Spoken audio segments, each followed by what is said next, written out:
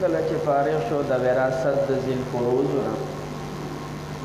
او د وراثت د عصباتو نه د هغوی تقسیمات وکړی شول. اوس ذکر کوي وراثت د ذوی الارحامو.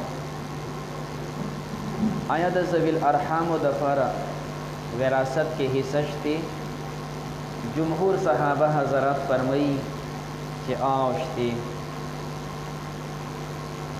عام صحابه حضرات قول کوي په دې باندې. په دوی کې حضرت عمر صاحب دی، حضرت علی صاحب دی، عبدالله ابن مسعود صاحب دی، معاذ ابن جبل صاحب دی، ابو دردا صاحب دی، ابو عبیده ابن جراح وغیرهم حضرات دوی قول کوي او د ذوی الارحامو دپاره وراثت کې حصه شته او دا د احنافو قول دی. دویم د زید ابن ثابت صاحب قول به تاته ذکر کوي او د دې سره چې کوم د ملګري نور حضرات دي صحابه دوی قول کوي چې د ذوی الارحامو دپاره حصې نشته، بلکې چې کله ذی الفروض نه وي، عصبات نه وي، دا مال به بیا اسلامي بینک کې ایښودلی شي. د زید ابن ثابت صاحب رایه دا ده او په دې باندې قول کړی دی چې کوم د امام شافعي رحمه الله او امام مالک رحمه الله. مختصر چې کوم د دلایل د زید صاحب او د امام شافعي صاحب هغه دا دي. دوی فرمایي چې د ذوی الارحامو دپاره حصې قرآن حدیث کې نه دي ذکر شوي او چې هر کله حصې نه دي ذکر شوي نو الله فرمایي وما کان ربک نسیا، الله څوک یېروي نه. نو چې د دوی حصې ذکر شوي نه دي پته لګي دوی حصې شتې نه کوي نو الله ولې نه ذکر کولی، خو حصې نشته. دویم دلیل ذکر کوي تپوس وکړی شو د پیغمبر علیه السلام نه د عامې دپاره وغیره دپاره حصه وراثت کې شتې، نو پیغمبر علیه السلام ویل نه، نو پته لګي چې وراثت کې حصه نشته نو دوی قول نه کوي. احناف او جمهور صحابه تمسک ذکر کوي قرآن مقدسه باندې و اولو الارحام بعضهم اولا ببعض. اولو الارحام کم چې ذوی الارحام دي نو دا بعضې اولاد د بعضې نورو نه، د دې نه معلومیږي د ذی الارحامو وراثت شته. دویم ابو داود کې روایت دی پیغمبر علیه السلام فرمایلی الخال وارث من لا وارث له. ماما دا وارث دی د هغه چا دپاره چې د هغه بل وارث ذی الفروض عصباتو کې نه وي.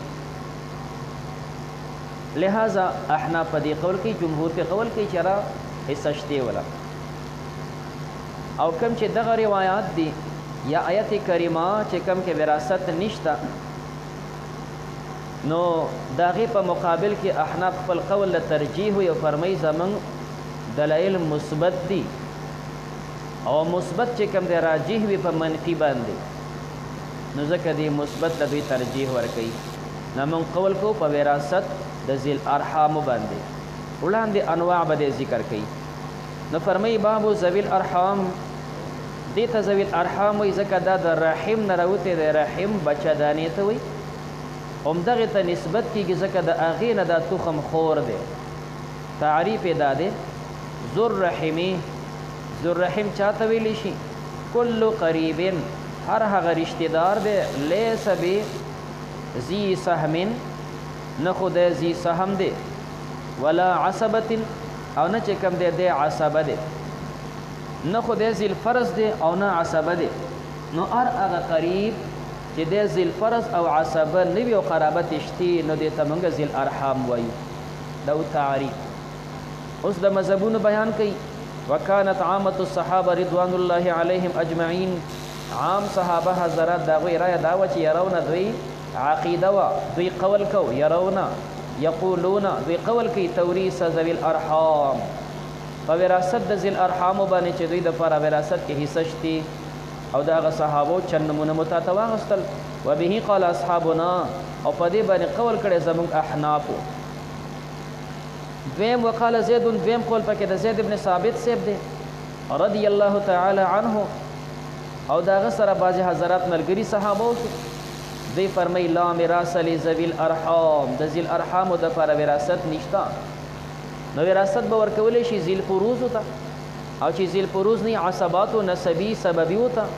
او چې دوی نه نو بیا به چې کوم دی یوزع المال فی بیت المال بیا به دا مال بیت المال کې ږدو خو دا مال چې بیت المال کې دوی ږدي نو په دې بنیاد یې نږدي چې ګینې دا بیت المال وارث دی داسې نه وي ځکه وراثت جاری کېږي په نسب باندې او دا مال چې تا بیت المال کې کېښود دا خو به عام مسلمانان چې کوم دی په فایده کې استعمالیږي نو هغه ستا کم نسبیان دي نو په بیت المال کې چې دا مال ږدي دا حضراتو نو په دې بنیاد نه چې دا وراثت دی بلکې په دې بنیاد باندې چې دا مال ضایعه دی او د ضیاع نه بچ شي سړی مړ شو وارث یې نشته چې دا مال هغه تحفظ وکړي نو دا مال به ضایع کېږي نو چې ضایع کېږي نو موږ د هغې تحفظ وکړو بیت المال کې به کېدو په مسلمانانو منفعت کې به استعمال شي نو دا تحفظ د مال ضایعه په دې بنیاد نه په دې بنیاد چې ګینې دا مسلمانانو وراثت کې دا ورکوي ځکه وراثت میلادیږي په نسب باندې او نور مسلمانان د کم نسبیان دي نو دوی فرمایي چې دا به کېښودلی شي په بیت المال کې وبه قال مالک والشافعي رحمهم الله په دې باندې قول کړی دی دواړو مجتهدینو دا خو تعریف مسله اختلافیه وه وړاندې د دې اقسام ذکر کوي فرمایي ذوو الارحام اصناف اربعه د ذیل ارحامو دپاره څلور انصاف دي څلور نوعې دي څنګه چې عصباتو کې څلور انواع وو نو دغه رنګې په ذیل ارحامو کې هم څلور انواع دي الاول چې که دی په دوی کې هغه دی ینتمی الی المیت چې د ده نسبت کېږي مړي ته اول په دې کې هغه جماعت او نوع ده چې دوه منصوب دي مړي ته ته مړ شوې ستا د لور بچي نو دا ستا د لور بچي دي تا ته منصوب دي نو ستا د لور د زوی لور د هغې بچي د نوسۍ بچي نو دغه نسبت به کېږي ستا نوسۍ ته د هغه به نسبت کېږي ستا زوی ته هغه به منصوب وي تا ته همدارنګې د لور چې کوم بچي دی هغه نسبت کېږي لور ته د لور نسبت کېږي تا ته نو دا ینتمی نسبت یې کېږي چې کوم دی میت ته دا څوک دی وهم اولاد البنات دا د بناتو بچي دي اولاد البنات ذکر کوي که دا الکان دي که دا جینکې دي دا مطلقا ذوي الارحام دي د لور اولاد که الکان دي که جینکې دي همدارنګې و اولادو بنات الابنې د خپلې لور بچي او د زوی د لور بچي دا ذی الارحام دي نو اولادو بنات الابنې دا ښکته سلسله ده خپلې لور د زوی د لور د دې الکان جینکې دا ذی الارحام دی او نسبت یې کېږي دې مړي ته نو ینتمي دا یوه نوعه ده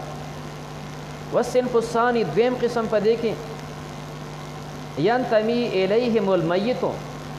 هغې ته به د دې مړي نسبت کېږي نه مخکې دا چې د ذیل ارحام نسبت دې مړي ته کېدو اوس د مړي نسبت هغه ته کېږي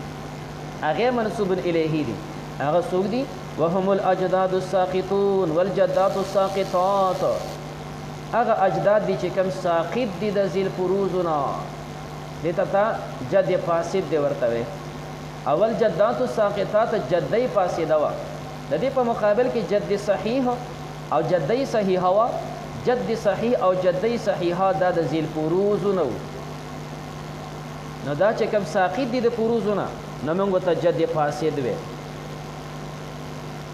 جد فاسد دی مثال د مور پلار دی دا په ذیل ارحامو کې دی د پلار د مور پلار دی دا په ذیل ارحامو کې دی او دارنګې والجدات الساقطات ساقط نیاګانې ساقط نیاګانې صحیح د پلار د مور د هغې د پلار د مور د پلار مور اوس دا چې کوم دی منځ کې جد ساقط راغی د هغې د پاسه به جدی ساقطه شي والصنف الثالث دریم قسم په دې کې ینتمی الی ابوی المیت دا هغه دي چې نسبت یې کېږي مور او پلار د مړي ته هغه د دې مړي پلار او مور ته نسبت کېږي نو دا دریم قسم پکې دی وهم اولاد الاخوات یو دا اولاد د خویندو دی دا ستا خور ده ستا پلار ته نسبت کېږي د پلار لور ده نو د مړي مور پلار ته نسبت کېږي نو په دوی کې اولاد الاخوات د خویندو چې کم اولاد دی که هلکان دی او که جینکې خورینه خورزې دا تمام چې کوم دي نو ذیل ارحامو کې دي او دارنګې وبنات الاخوه یو د ورور زوی وي هغه په عصبو کې دی یو د ورور لور ده دا په ذیل ارحامو کې ده معنا وراره په عصبو کې دی وريره په ذیل ارحامو کې ده نه بنات الاخوه د دې لوریانې وبنو الاخوه لامن بنو الاخوه لامن پس وروستو ذکر شو نو پته لګي د دې مخکینی اخوانه عیانی علاتی مراد دي نو د عیانی علاتی خويند درونو چې کم دي الکان د عصبه دي او جینکه د ذل ارحام دي البته وبنو الاخوه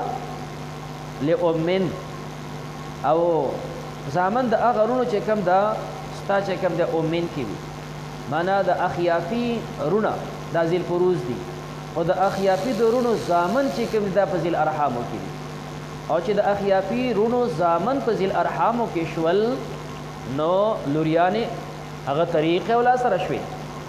نو گویا درې قسمه رونه شول اخیافی اولاد که الکان دی او که جینکې دا په ذل ارحامو کې دي او په خپل اخیافی خو ذل فرض دی عیانی او علاتی الکان عصب دي جینکې ذل ارحام دي نو ځکه بیل ذکر کوي چې بنات الاخوه لوریانې د عیانی او د علاتی بنو الاخوه زامن چې کنه د اخیافی او د سره ذل ارحام دي وصنف الرابع سلورم قسم پکې ينتمي الى جد المیت چې نسبت کیږي نیکه د مړی ته چې ستا نیکه ته نسبت کیږي دا بسیط تروریانی یا چې کنه ماما ګان او ماسیانه یا نیکه ته نسبت کیږي او جدته یا چې کوم د مور او پلار چې کوم نیکونه دی هغه ته نسبت کیږي هغه وهم العمات تروریانی دي د پلار خويندې د نیکه دي نو د نیکه خويندې دا د ور نیکه بچیانی دي اول اعمام لامن هغه ترونه چې هغه صرف د مور په لحاظ باندې وي د مور په نسبت باندې دغه اعمام دا ذوی الارحام دي په خلاف د هغه نه چې کوم اعمام عیانیه دي اعمام علاتیه دي هغه بیا عصبات دي والاخوال والخالات دا رنګ اخوال ماماګان والخالات ماسیانه چې کوم د مور خويندې دي نو دا سلور انواع شو دی فرمای فهؤلاء دا کسان وكل من يدلي بهم او هر هغه کس چې داغه توسل کیږي د دوی په وساتت سره من ذوی الارحام د ذوی الارحامنا دا به تمام پکې حساب وي د دوی په وساتت سره نسبت کیږي مثال په تور دا خو د لور بچیو اوس د لور بچی شو هغه هم ته منسوب دي په وساتت د لور باندې د لور داغه د لور بچی شول دام په دې وساتت باندې ته نسبت کیږي دا په ذل ارحامو کې دارنګه جدات او اجداد ساقطو دا غینه په بر باندې چې طریقه دی هغه ته نسبت کیږي دا اوريري په ذل ارحامو کې وي نو د اوريرو اولاد دام په ذل ارحامو کې دي نو ينتمي خجدا سلور انواع شو اوس وړاندې مسله دا ذکر کړي یو آلته عصباتو کې خبره وا آلته په سلور انواع کډومبه مرتبه د فروع وا زید مړي دیمه مرتبه د اصول او پلار د مړي دریمه مرتبه چې کوم دی دا وا د مساوی د